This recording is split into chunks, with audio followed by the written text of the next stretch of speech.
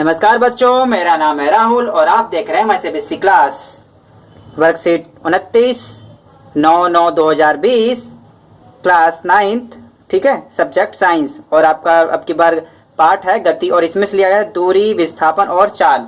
जैसे मैं आप हर बार हर वर्कशीट में करते हैं। तो पिछली बार हमने क्या पढ़ा था, वर्कशीट 28 से चलेगी वर्कशीट 29। 28 में हमने पढ़ा था गति के बारे में।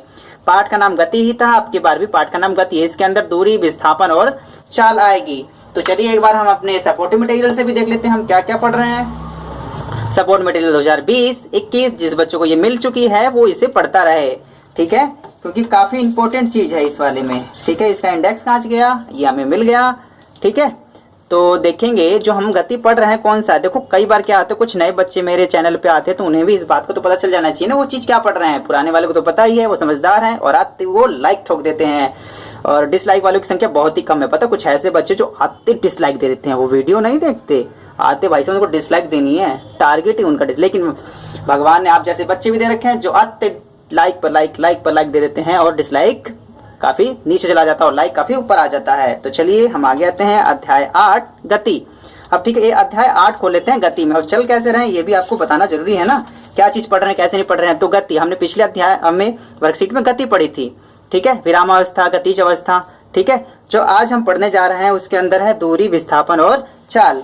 ठीक है, आपका ये देखिए जो यहाँ पे जो इसका आपका स्टार्ट हुआ था विरामावस्था, गतिज अवस्था, ये हमने स्टार्ट किया था। और इस वाले में भी आपका सदिश राशि, अदिश राशि पिछली वर्कशीट में पढ़ी थी। और आपका सपोर्ट मटेरियल जैसे वैसे ये चल रहा है। तो आपका जो सिलेबस है ना बिल्कुल इसी अकॉर्डिंग चल रहा है आपका क्या वर्कशीट। दूरी तथा विस्थापन पढ़ेंगे। ठीक है, और इसी में चाल भी आ जाएगा। चलिए तो हम पढ़ना शुरू करते हैं, अपने टॉपिक पे आ जाते हैं। नहीं तो सब कहेंगे क्या यही बार बार घुमा के दिखा रहे हैं, ऐसा नहीं है। हम पढ़ना शुरू करेंगे। गति, दूरी, विस्थापन और चाल। ये चाल साइंस का है, हिंदी वाला मत ले लेना। ये चाल, इसकी चाल देखो, इसकी ढाल देखो, ये वो वाली चाल नहीं है, ये आपकी साइंस की चाल है। ठीक, इंग्लिश में इसे स्पीड कहते हैं, वो वाली चीज आपकी। ठीक है, तो जिज्ञासा भाई साहब बहुत पूछना चाहते हैं ये बिंदु का, ठीक है, मूल बिंदु का गति से क्या महत्व होता है, दूरी और विस्थापन में क्या अंतर है। अब देखो मूल बिंदु क्या होती है, किसी भी चीज को आप समझने के लिए आपको मूल बिंदु चाहिए होता है। मतलब आप ए से बी पर जा रहे हैं तो आप ए पे तो हो, इस चीज के लिए आपको मूल बिंदु की आवश्यकता होती है। जैसे एक बार नीचे पढ़ भी लेते हैं। हम जानते हैं कि सरल रेखीय गति, ब्रैकेट वाला छोड़ रहे हैं, का सबसे साधारण प्रकार है। सरल रेखीय गति का सबसे साधारण प्रकार है, याद रखना पढ़ने में भी, अगर इसके साथ नहीं पढ़ना। सरल रेखीय गति का सबसे साधारण प्रकार है। तो किसी वस्तु की स्थिति को बताने के लिए हमें कोई एक निर्देश बिंदु की आवश्यकता होती है जिसे हम मूल बिंदु कहते हैं। जैसे कि आपको गति बताना है तो कोई भी चीज आप बताओगे ना, मूल बिंदु, ये वस्तु पहले यहाँ पे, यहाँ से ए के स्थान से बी पे जाएगी तो वस्तु एक मूल बिंदु तो होना चाहिए ना, कि मूल बिंदु चली है कि रुकी हुई है या वहीं पे है। तो आपको मूल बिंदु इसके लिए काम आता है। आगे है, तो किसी वस्तु की स्थिति को बताने के लिए हमें कोई एक निर्देश बिंदु की आवश्यकता होती है जिसे मूल बिंदु कहा जाता है। आपने देखो निर्देशांक ज्योमेट्री में पढ़ा होगा ना, जो आपके 10th में है, और सॉरी 10th में, अभी 9th में भी है। मूल बिंदु 0 0, ठीक है, एक्स और वाई के निर्देशांक होते हैं ना, मूल बिंदु जो होते थे यहाँ पे। तो ये भी एक बिंदु होना बहुत जरूरी है जिससे आप बाकी चीजों को आइडेंटिफाई कर सकेंगे या उसे अच्छे से एक्सप्लेन कर पाएंगे, जिसे मूल बिंदु कहा जाता है। वस्तु की अवस्था का मूल बिंदु ही यह निर्धारित कराता है कि वस्तु विरामा या गतिज अवस्था में है। ठीक है, अगर कोई मूल बिंदु ही दिखाएगा, अगर कोई मूल बिंदु है, वस्तु यहीं पर है, यहीं पे, तो इसका मतलब वस्तु में गति नहीं करी। जब वस्तु एक स्थान से दूसरे स्थान पर चली जाती है तो इसका मतलब गतिज अवस्था में है वस्तु। तो ये हम तभी बता पाते हैं जब आपके पास मूल बिंदु होता है। ठीक है, तो वस्तु विरामावस्था या गतिमान अवस्था में है, इसे हम मूल बिंदु से ही पता करते हैं। जब भी कोई वस्तु अपने मूल बिंदु से हटती है तो वह गति करती है। जैसे मैंने अभी आपको बताया, कोई मूल बिंदु, कोई वस्तु है यहाँ पे, इसका मूल बिंदु अपने मूल बिंदु से अगर ये हटती है तो ये क्या है, गतिज में आ जाती है, गति करती है और समय अंतराल में कुछ दूरी तय करती है। और सीधी सी बात है, अगर यहाँ से लेकर यहाँ जाएगी, कुछ समय भी तो लिया, कुछ दूरी भी तय की इसने, कुछ दूरी तय करती है, कुछ समय अंतराल के बीच में, कुछ समय के साथ साथ कुछ दूरी तय करती है। आप इस प्रकार भी समझ सकते हैं, एक वस्तु द्वारा तय किए गए निश्चित पथ के माप को दूरी कहते हैं। समझ में आया?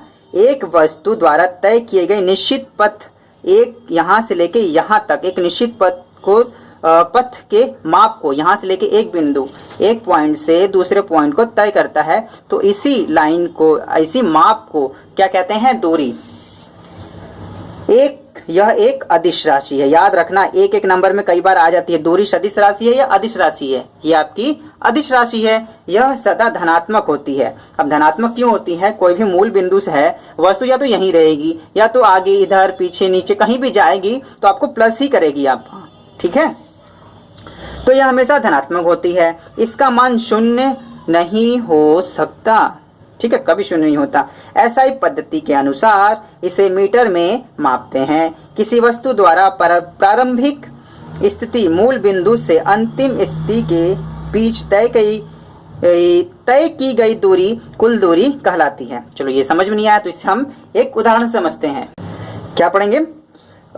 कुल दूरी। ठीक है, दूरी तो कहते हैं, और इसके बाद क्या पढ़ना है हमें? कुल दूरी। यहाँ पे लाइन लगा दो अच्छे से। कुल दूरी। एक समझिए बंटी नाम का लड़का है। ठीक है, बंटी नाम का लड़का है जो बहुत शरारत करता है। ठीक है, वो नाचता नाचता घूमता घूमता ऐसे ऐसे जा रहा है।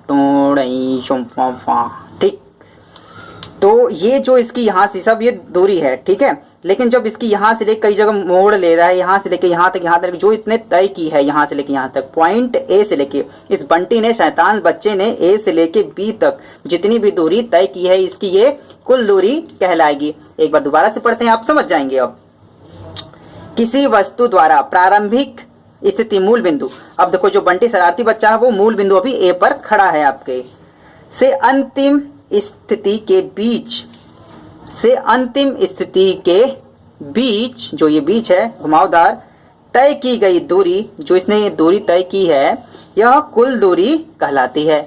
इसे आप क्या कहेंगे? ए से बी तक जो भी गया घूम घूम के, ये क्या है? आपकी कुल दूरी। काफी शरारती बच्चा घूम घूम के जाता है, सीधे सीधे नहीं जाता। टाइम पास करना इसको भी लगता है लॉकडाउन में ऑनलाइन पढ़ाना पड़ेगा।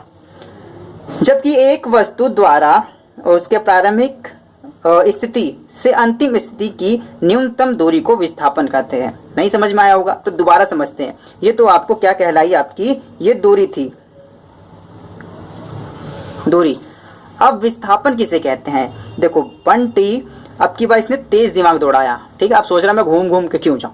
ठीक है, मैं शक्तिमान हूं, शक्तिमान की तरह उड़ के जाऊंगा। तो ये सीधे ये यहाँ से यहाँ आता, एकदम यहाँ से यहाँ से पॉइंट 8 से बिल्कुल ये घूम के नहीं जा रहा। अब की बार इसके पास पावर मिल गई है। पता नहीं शैतान बच्चे को ही पावर मिलती रहती है। तो ए पॉइंट सीधे बी पॉइंट पे चला गया, और ये इसका क्या होगा? आपका विस्थापन। विस्थापन।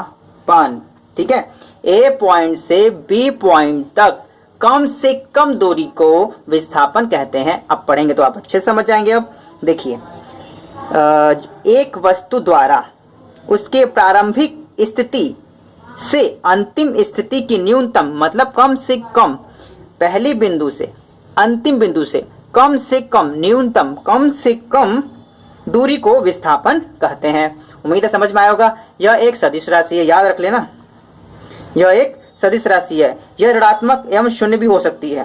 अब देखो ये ऋणात्मक कैसे हो सकती है? ऋणात्मक, विस्थापन ऋणात्मक भी हो सकता है। ये आपका ऋणात्मक भी होता है। ठीक है, ऋणात्मक भी होता है। तो कैसे ऋणात्मक होता है आपको मैं दूसरे पेन से बताता हूँ एक बार। अब की बार बंटी क्या है? इसका मूड खराब हो गया है। ठीक है, बंटी अब की बार यहाँ से अपनी शानदार शक्ल लेके घूमता है, पॉइंट ए से निकलता, ए से घूमता घूमता, इसकी आदत है घूमता घूमता जाना, ऐसे ऐसे ऐसे ऐसे ऐसे ऐसे ऐसे ऐसे ऐसे ऐसे, यहाँ आ गया, यहीं पे अपने धुन में मौज मस्ती में करता हुआ बंदा ये यहाँ से जा रहा है, यहाँ से जा रहा है, यहाँ से जा रहा है, जा रहा है यहाँ से। ठीक है, धीरे धीरे ये यहाँ पहुँच जाता है। कौन? बंटी यहाँ पहुँच गया। अब इसको पता ही नहीं चला, वो जहाँ से चला था वहीं आ गया, जहाँ से चला था ये वहीं आ गया। अब बताइए विस्थापन कितना होगा? विस्थापन तो होता है पॉइंट ए से पॉइंट बी। अब इसका पॉइंट ए भी यही है और बी भी यही है, क्योंकि ए से चला और कहाँ पहुंचा? फिर दूसरे पॉइंट बी पर, और बी ही ए ही था। तो समझ रहे हो ना क्या कह रहा हूँ? स्मार्ट बच्चों आप लोग समझ रहे हो। तो यहाँ पे इसका जो विस्थापन होगा 0 हो जाएगा। ठीक है। विस्थापन 0 भी हो सकता है, ठीक है। दोनों स्थिति समझ में आ गया होगा। 0 भी हो सकता है, ऐसा ही पद्धति के अनुसार इसे भी मीटर में मापते हैं, ठीक है। जो दूरी को तो मीटर में मापते हैं, ठीक है, और विस्थापन को भी मीटर में ही नापेंगे। अब दूसरा थोड़ी ना इसके लिए पैमाना लेंगे, इसको जब मीटर में, ये भी तो एक प्रकार की दूरी हो गई ना, तो ये भी मीटर में, इसको भी मीटर में। और बंटी भाई साहब को किसी दिन मिलेंगे तो बताएंगे, घूम घूम के एक ही जगह आ गया हलकट। तो उम्मीद है चीजें ये समझ में आई होंगी। अब आगे चलते हैं। आगे हमारा है दीदी चाल क्या है। समझ लीजिए, चाल वही बता रहा हूँ मैं, साइंस वाला स्पीड वाली स्पीड की बात कर रहे हैं हम, किसी चाल चलन की बात नहीं कर रहे, समझिएगा इस बात को। और इसका परिकलन कैसे करते हैं, परिकलन मतलब मापना झोंकना, इसका कैसे करते हैं। ज्ञान सुन भैया, किसी वस्तु द्वारा इकाई समय में तय की गई दूरी चाल कहलाती है, ठीक है। अब मैं दोबारा समझाऊं इसे। किसी वस्तु द्वारा इकाई समय में, मतलब एक वस्तु यहां से यहां जा रही है, कुछ समय ले रहा है, समय में तय की गई दूरी, और कुछ दूरी भी है, ठीक है। दूरी चाल कहलाती है। इसी को आप क्या क्या कहते हैं, चाल। एक वस्तु ए से बी के पर जाती है, उसमें कुछ समय और कुछ दूरी तय करती है, इसी को आप चाल कहते हैं। बहुत अच्छे, सही समझना। तो यह एक अदिश राशि, याद रखना, ये याद कर लीजिए, यह एक अदिश राशि है जिसका एसआई पद्धति के अनुसार इसे मीटर प्रति सेकंड में नापते हैं, मीटर प्रति सेकंड में मापते हैं। अधिकतर वस्तुएं असमान चाल से गति करती हैं। इनकी चाल को औसत चाल के रूप में व्यक्त करते हैं। औसत चाल के रूप में व्यक्त करते हैं का मतलब क्या है कि जैसे ये देखिए कि कोई भी चीज है, ठीक है, आपको ए से, अब बंटी क्या है, बंटी वाला ही ले लेते हैं, ठीक है। बंटी कहाँ चला गया, यहाँ पे जो बंटी है आपका, यहाँ पे भागते हुआ जा रहा है, एकदम लाल पॉइंट पे भागते हुए जा रहा है, यहाँ पे इसको मजा आ रहा है, लेकिन यहाँ थक गया। अब यहाँ पे भाई साहब ये धीरे धीरे चलने लग गए, हाँपता हुआ, है करता हाँ थकता हुआ। अब इसको समझ में आया नहीं, अब फिर मैं दौड़ूंगा, फिर ये स्पीड से दौड़ने लग जाता है, डू करता, ठीक है। फिर ये यहाँ तक थक जाता है, फिर यहाँ से धीरे धीरे चींटी की चाल चलता रहता है, ठीक है। फिर इसकी स्पीड बढ़ जाती है, ठीक है। तो कहने का मतलब जो आप दूरी तय करें उसमें स्पीड, स्लो स्पीड, कम ज्यादा होती रहती है। तो इन दोनों को हम आपस में जोड़ देते हैं, तो ये क्या कहलाती है, आपकी औसत, ठीक है। कहां चला गया, औसत चाल। तो कहने का मतलब यहाँ पे भी औसत चाल कैसे होगा, जब ये भाई साहब स्पीड में चल रहे हैं तो यहाँ पे समय भी कम लगा होगा, कम समय। और जब ये भाई साहब स्लोली यहाँ से यहाँ तक दूरी, बस इतनी दूरी तय करने में ज्यादा समय, तो कम समय ज्यादा समय, कम समय ज्यादा समय, और ज्यादा दूरी कम दूरी तय करता है। तो इसी को हम आपस में जोड़ देते हैं, ठीक है। तो दोबारा पढ़ते हैं। अधिकतर अवस्थाओं में वस्तुएं असमान चाल से गति करती हैं। इनकी चाल को औसत चाल के रूप में व्यक्त करते हैं। तो इसकी औसत चाल क्या, तय की गई कुल दूरी। अब यहाँ से इस भाई साहब ने जो दौड़ की दूरी की 5 मीटर, ठीक है। फिर पैदल चला, ये भी 5 मीटर मान लेते हैं, ठीक है, कोई दिक्कत नहीं है। फिर दौड़ के चला 6 मीटर, फिर पैदल चला ये 2 मीटर, ठीक है। अब इसकी औसत दूरी क्या हो जाएगी, तय की गई कुल दूरी कितनी होगी इसकी भाई साहब की, अगर जोड़ें तो 5 5 10 10 6 16 16 17 18 मीटर उसने तय किया, ठीक है। अब ये यहाँ से जो इसका समय लग रहा है, हो सकता है यहाँ पे इसने 2 सेकंड लिया, ठीक है, और यहाँ पे इसने भी 5 सेकंड ले लिया, ठीक है, क्योंकि धीरे धीरे चल रहा है, ज़्यादा समय ले सकता है। यहाँ पे भी इसने 3 सेकंड लिया, ठीक है। तो अगर इसकी औसत ये कुल समय बताएं तो 5 5 2 7 7 3 10, तो इसने 10 सेकंड लिया, ठीक है। अब इसके ऊपर एक आपका क्वेश्चन है जिसे हम लगाएंगे तो आप आसानी से समझ जाएंगे। तो औसत चाल बराबर क्या होती है, तय की गई दूरी बटे में लिया गया कुल समय। और औसत चाल को हम v से दिखाते हैं और दूरी को s से, और लिया गया कुल समय को t से दिखाते हैं। तो v बराबर s/t हो जाता है आपका, ठीक है। किसी वस्तु की चाल की स्थिति उसके दूरी समय ग्राफ से भी की जा सकती है। किसी वस्तु का दूरी समय ग्राफ उसकी चाल दर्शाता है, विभिन्न वस्तु की विभिन्न। तो यहाँ एक इसने ग्राफ दिखा रखा है तो इसे भी हम देखने की कोशिश करते हैं। दिखा रखा तो हमारे काम का ही होगा। ठीक, 3 है। ठीक है, ऊपर कर लेता हूँ। यहाँ पे देखिए दूरी समय दूरी समय दूरी और ये भी समय है आपका। ठीक है, यहाँ पे देखो एक समान चाल, जैसे जैसे समय बढ़ रहा है वैसे वैसे दूरी बढ़ रही है एक समान चाल से। ठीक है, एक समान चाल है इसकी।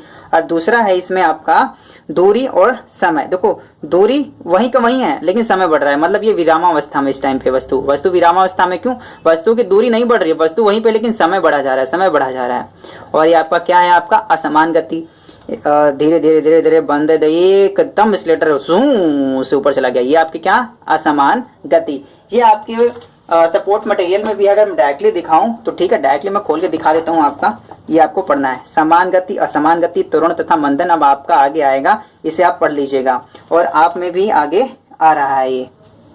तो जिसके पास सपोर्ट मटेरियल है वो सपोर्ट मटेरियल का इस्तेमाल करता रहे घर पे, आगे आगे ज्यादा मुश्किलें नहीं आएंगी। तो हम अपने टॉपिक पे आ जाते हैं सीधे। दूरी तथा विस्थापन में अंतर स्पष्ट कीजिए। जैसा भी हमने आप ही पढ़ा था, दूरी तथा विस्थापन में अंतर हम आसानी से स्पष्ट कर सकते हैं, लेकिन मैंने यहाँ से नहीं, मैं आपके सपोर्टिव मटेरियल को दोबारा देखूँ, यहाँ से मैंने लिखना चाहिए। इसका पेज नंबर कहाँ पे है आपका? पेज नंबर 112 पे दूरी तथा विस्थापन में अंतर, मैंने इसको यहाँ से लिखा है। अब इसे रोक के भी लिख सकते हैं। ठीक है, मैंने 3 पॉइंट्स लिखे हैं, इसने 4 पॉइंट्स दे रखे हैं, तो मैं आपको दिखाता हूँ मैंने कैसे लिख रखे हैं। तो मैं आपको बार बार सपोर्टिव मटेरियल इस वजह से दिखाता हूँ ताकि आपको ये ना लगे कि कुछ नया आ रहा है, कहाँ से आ रहा है। ठीक है, तो ये पढ़ते हैं दूरी तथा विस्थापन में अंतर। वास्तविक पथ का माप उसकी दूरी कहलाता है। मतलब जैसे बंटी यहाँ से ले 1 पॉइंट से लेकर B पॉइंट तक गया, ये सब क्या कहलाए? उसका दूरी कहलाएगी। ठीक, ब्लर हो रहा है क्या? ओ सही हो गया। और विस्थापन क्या है आपका? इस प्रकार से लिखना है, वस्तु की प्रारंभिक एवं अंतिम स्थिति के बीच की न्यूनतम दूरी, कम से कम दूरी का माप कहलाते हैं। आपको पता है ना, बंटी बीच में उसको पावर मिल गई थी, उड़ के डायरेक्टली चला गया, यह क्या है? इसका विस्थापन। तो दूरी में दूसरा पॉइंट है, यह एक अदिश राशि है, जबकि विस्थापन आपका एक सदिश राशि है। यह हमेशा धनात्मक होती है और कभी भी शून्य नहीं होता। दूरी कभी भी शून्य नहीं होगी, न ही ऋणात्मक, लेकिन इसका उल्टा है। यह इकाई धनात्मक एवं शून्य भी हो सकती है, धनात्मक भी हो सकती है और शून्य भी हो सकती है। जैसे मैंने बताया ना, जो बंटी था अपनी मस्ती में जा रहा था, घूमता घूमता घूमता घूमता पॉइंट बी पे ही आ गया, ए से चला और ए पे ही आ गया, तो दोनों पॉइंट इसका यही हो गया ना, तो इसका विस्थापन 0 हो गया यहाँ पे। उम्मीद है आपको चीजें समझ में आई होंगी। दूसरा है, देखो ये चाल, औसत चाल वाला आ गया। अब ध्यान से पढ़िएगा इसे। एक कार 20 मीटर की दूरी 5 सेकेंड में। ठीक है, अब मैं एक साथ के साथ बनाता हूं। एक कार है आपकी,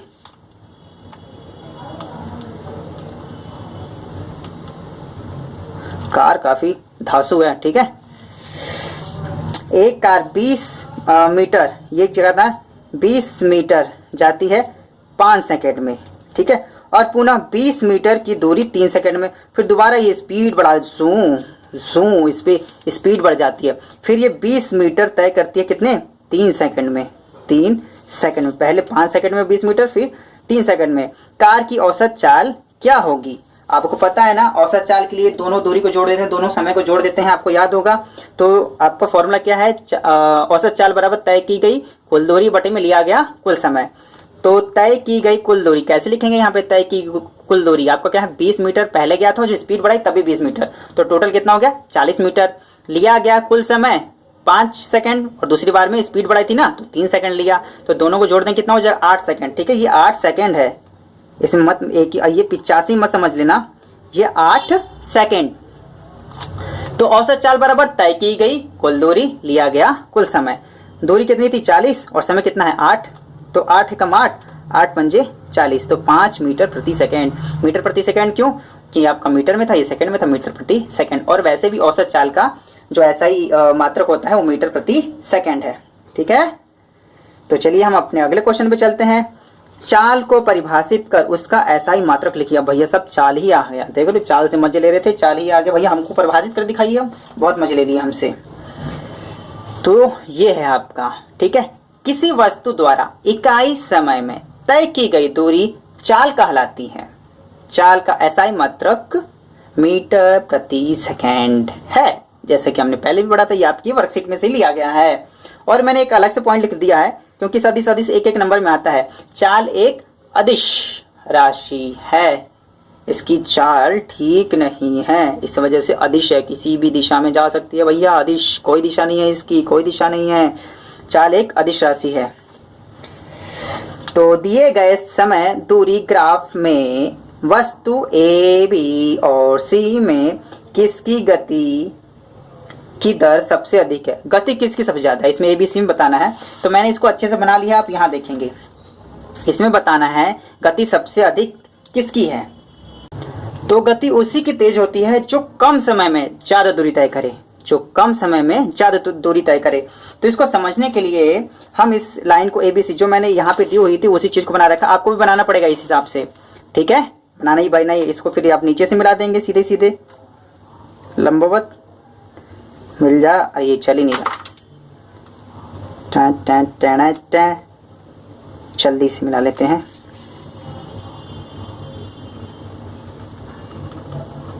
ठीक है, बी को भी मिला लेते हैं इसी प्रकार।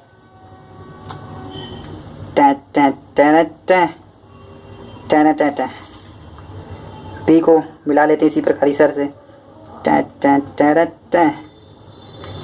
ठीक है, सी को लाल से मिला देता हूँ ताकि अलग से दिखाई दे, रहने दो नीले से मिला देता हूँ, कैसे कहीं की अलग अलग समझा रहे हैं। इसको इधर से मिला देते हैं। देखो कुछ बंदे डिसलाइक वाले भी आते हैं, ठीक है। देखो अब की बार कितने डिसलाइक आते हैं। वैसे आप जैसे बच्चे हैं तो मुझे लाइक्स की कमी नहीं है, बहुत सारे लाइक्स देते हो आप, बहुत अच्छी बात है। तो इसमें हमें बताना था, क्वेश्चन दोबारा देख लेते हैं।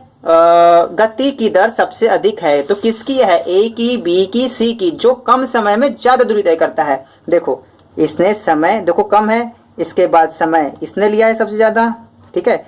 ए, फिर इसके बाद जो है ये बी, फिर उसके बाद जो समय लगा है वो सी। तो सबसे कम समय ए ले रहा है। और ध्यान से देखोगे इसकी दूरी भी ज्यादा है। देखो दूरी अगर नीचे से जाए तो ये तो सबसे ज्यादा जा रही है ना दूरी, और बी सबसे उससे कम है और सी सबसे कम है।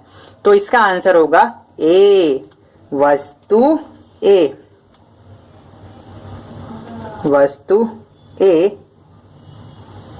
की गति की दर सबसे